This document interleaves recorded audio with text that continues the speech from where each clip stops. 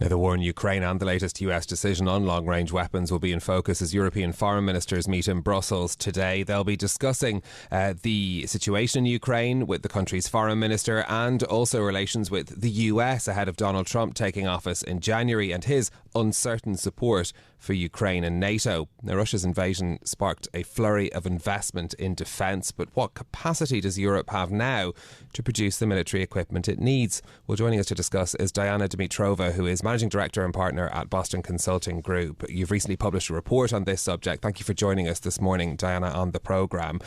Much of Ukraine's battle with Russia has depended on weapons that came from the US. We've been talking about some of the rules around how those weapons can be used on the programme this morning. But how does that set us up for what happens next and how much Europe can step up to perhaps replace those weapons if US supplies seem less certain in the future?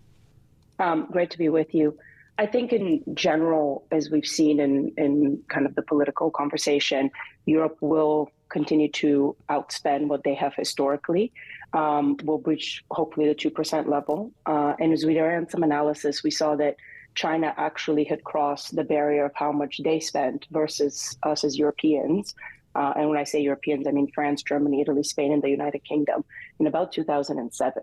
So they now spend almost double what we spend on their military equipment. So I think the call for action is clear, also in the context of the politics. But if we just look at the raw numbers, it indicates how much we need to step up. How much, I suppose, has that changed in the almost 1,000 days that the war in Ukraine has been happening? I mean, how much has the build-up increased? Europe's defence industry is, still quite reliant on external supply chains.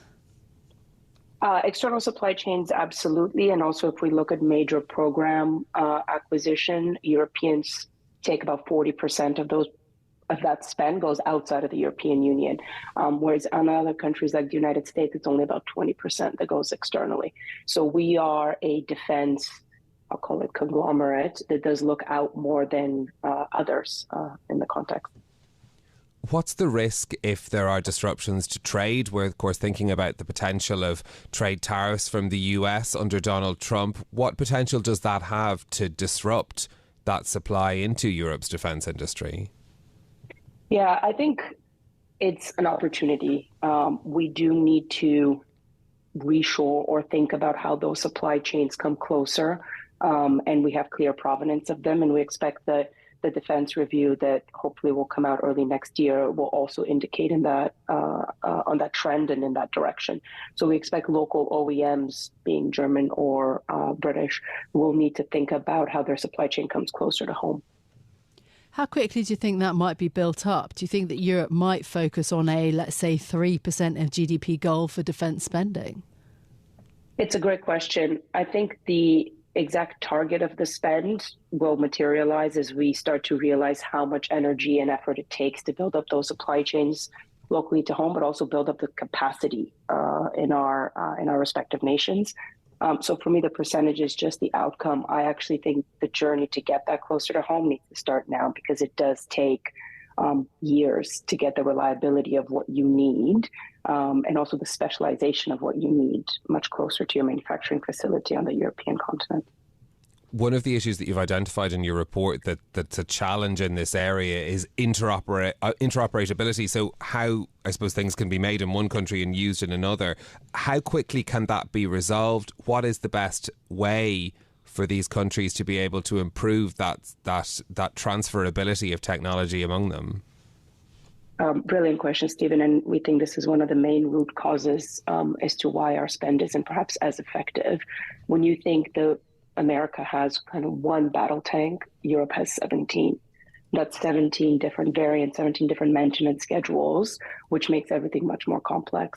And one of the things we call for in our report is that coordination. And the coordination is twofold. The coordination is with industry, between ministries of defense and industry, but also amongst the nations themselves. And I think you saw in our report, in Europe, we have 80 plus kind of alliances and different conversation pockets. It's important to start to bring that to much fewer, such that we can have that interoperability conversation, start to reduce the variance of the programs we buy, and then we can optimize.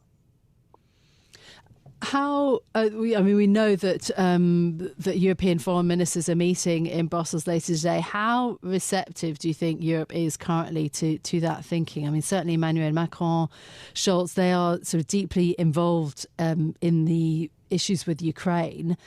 How responsive, how engaged do you think Europe actually is, given that Germany is about to go to another election? France's Macron is very much weakened in his political position. What's your assessment of how open and determined Europe is right now to do that? Given where we are globally and the fact that geopolitics continues to operate in a slightly kind of different tilt, I think that they will see that this is the only path forward in order to accelerate the pace at which we manufacture at scale.